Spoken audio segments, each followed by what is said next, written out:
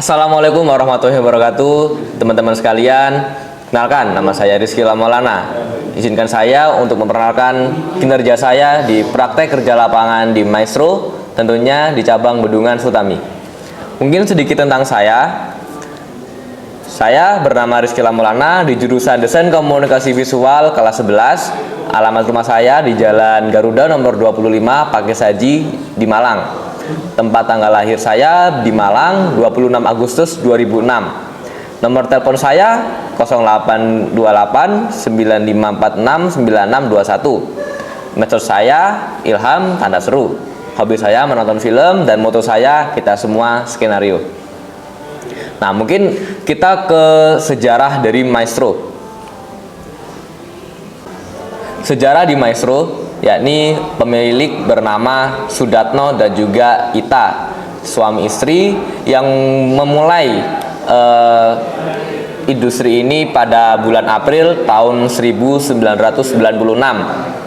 Awalnya hanya melayani fotokopi dan juga jilid karena bertepatan di dekat universitas para mahasiswa, teman-teman. Jadi pada tahun 2000-an dengan berkembangnya ilmu teknologi, maka terbentuklah Maestro Digital Printing Center. Nah, di Maestro sendiri pada tahun sekarang 2023 mempunyai 5 cabang outlet dan berpusat di Jalan Bondowoso. Lalu mempunyai cabang lagi yang berada di Basuki Rahmat, Jalan Raya Tidar, Oro-Oro-Dowo, dan Bendungan Sutami tempat saya bekerja, dan di Surabaya yang di Jalan Raya Gubeng. Struktur dari Maestro sendiri, pemilik toko yakni Koh Sudatno dan Cita kami menyebutnya. Lalu di bawahnya ada pengelola toko, yakni kedua anaknya Koh Steven dan juga Koh Stanley. Lalu di bawahnya ada HRD yang mana memegang tanggung jawab para karyawan, yakni Pak Agung. Lalu di setiap toko yang bertanggung jawab adalah kasir. Kasir saya yang di Bendungan Sutami yakni bernama Mbak Demi. Lalu kedua partner printing saya yakni Mbak Putri dan Mbak Cynthia. Lalu kita lanjut ke proses kerja saya selama 6 bulan di Maestro. Perlu teman-teman ketahui bahwasanya saya berada di Maestro Bendungan Sutami ini sendirian, tidak ada anak PKL selain saya gitu. Jadi saya paling muda di sana dan saya ditempatkan di operator printing bagian setting. Apa sih operator printing itu? Operator printing adalah mereka yang mengoperasikan komputer dan juga mereka adalah pintu pertama bagi para customer karena mereka bertanggung jawab atas file customer. Tentunya mereka juga harus bisa melayout aplikasi software, contohnya seperti CorelDRAW, Photoshop, dan juga Adobe Reader dan sebagainya. Sebagai operator printing, kami juga harus hafal berbagai jenis kertas dan juga harga karena para customer itu pasti kebingungan mereka mau pilih apa. Jadi kami meyakinkan mereka demi kenyamanan dan juga ekspektasi para customer. Selain menghafal harga, kami juga harus bisa mengoperasikan mesin-mesin yang ada. Di Bendungan Sutami sendiri ada 2 mesin, yaitu mesin laser dan juga mesin hitam putih atau fotokopi. Selain itu, kami juga harus mengoperasikan email dan juga WhatsApp. Karena kalau order online itu biasanya lewat WhatsApp ataupun email, teman-teman. Nah, ini contoh gambar saya ketika sedang memperbaiki cover buku. Karena ada para customer yang membawa buku dengan cover yang sudah rusak. Mereka ingin memperbaiki cover tersebut, maka kami sebagai operator printing memperbaiki cover tersebut. Ini contohnya lagi ada kerusakan dalam cover buku, jadi kami menambalnya di Photoshop. Nah, lanjut ke bagian setting. Setting yang dimaksud ini adalah setting cover buku skripsi, teman-teman. Tugas dari bagian setting yaitu mengukur ketebalan buku. Jadi para mahasiswa atau customer itu datang membawa lembaran yang sudah tebal, sudah siap dijilid. Jadi tugas kami adalah mengukur ketebalan buku tersebut di bagian punggung. Banyak perbedaan pada cover buku di punggung tentunya karena banyak format dari universitas itu beda-beda. Nah, setelah itu kami di bagian setting itu ngetik ulang atau copywriting judul dari cover skripsi tersebut. Bisa dilihat contohnya seperti gambar di sini, ya ini dari judul, terus dari tesis, terus dari nama, NIM, dan juga universitasnya. Di bagian punggung tersendiri itu bermacam-macam. Kadang ada nama NIM, judul, sama tahun. Kebanyakan seperti itu. Tapi tergantung dari format universitasnya masing-masing. Setelah kami mengcopywriting skripsi tersebut atau judul, kami ngeprint di lembaran kalkir. Kalkir ini apa sih? Kalkir ini adalah kertas transparan yang digunakan untuk mensablon di cover buku teman-teman. Nah, ke shift kerja. Seperti yang saya bilang tadi, saya berada di operator printing ini ada 3 orang teman-teman. Ya, ini terdiri dari Mbak Cynthia dan Mbak Putri dan juga saya. Di shift printing itu ada 3, yakni shift pagi, siang, dan juga piket. Nah, di shift pagi ini kami bekerja jam 8 sampai jam 5 sore.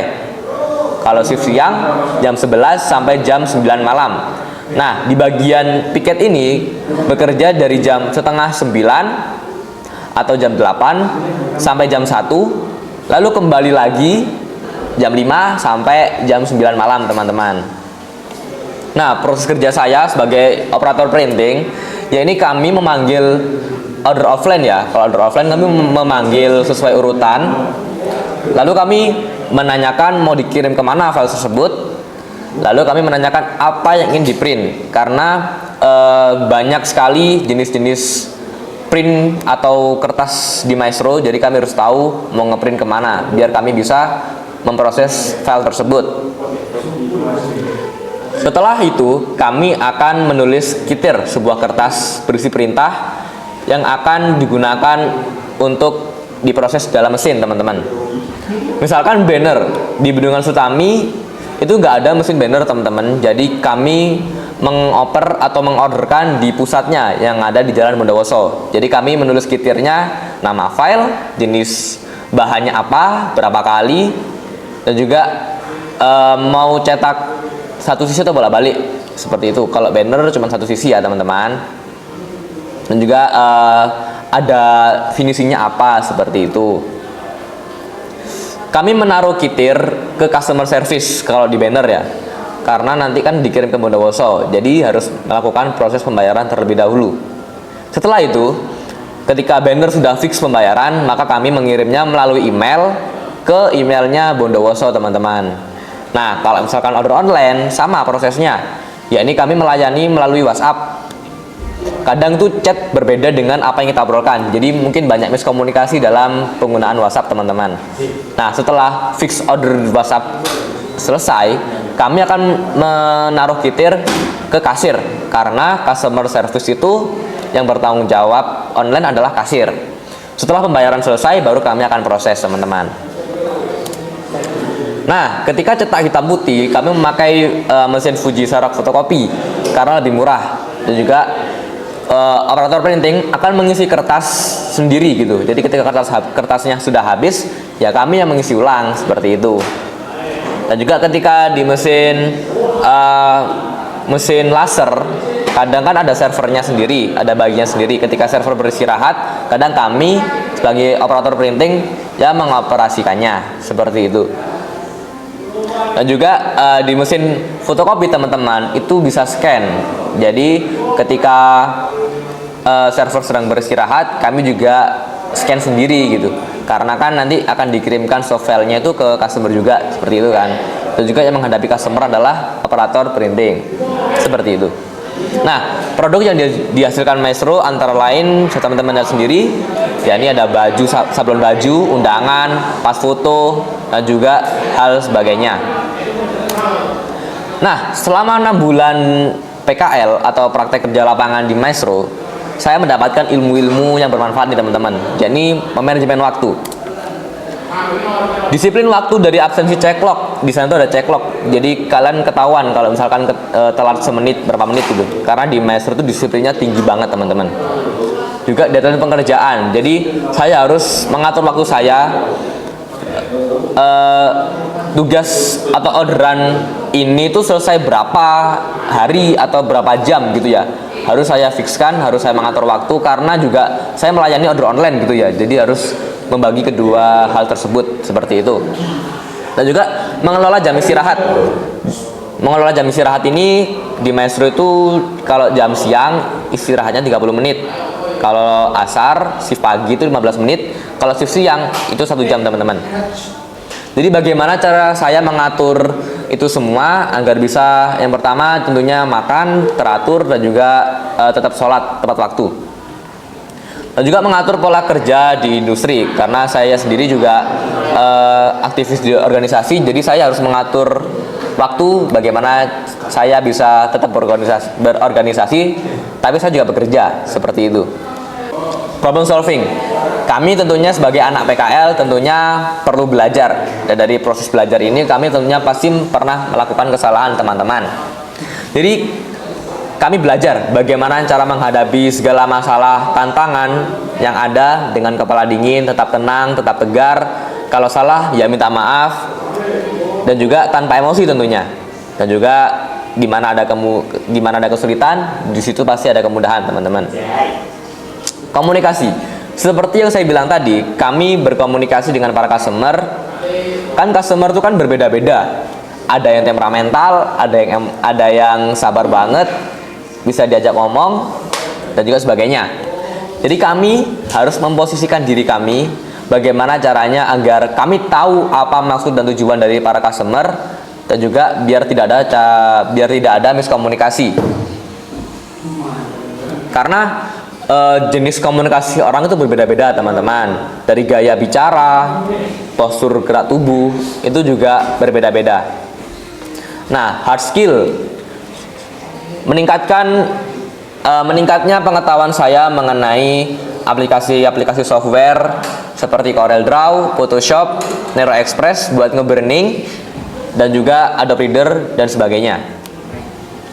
Mengoperasikan mesin, seperti yang saya bilang tadi, ada 2 mesin. Jadi saya belajar bagaimana cara mengoperasikannya, cara menjaganya dan merawatnya juga agar tidak terjadi ngejam atau kertas rusak seperti itu teman-teman.